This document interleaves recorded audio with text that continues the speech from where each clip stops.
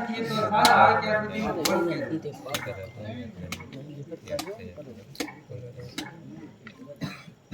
તે મારા ગોલકા વીખી નાખ્યા માટે હું તને શ્રાપ આપું છું.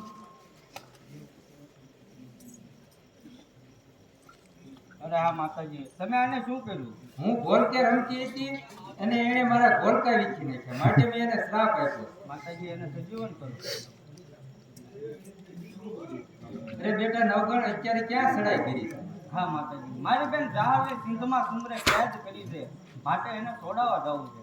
તો અત્યારે સાસુનો ટાઈમ છે તો સાસુ પીતા જાવ.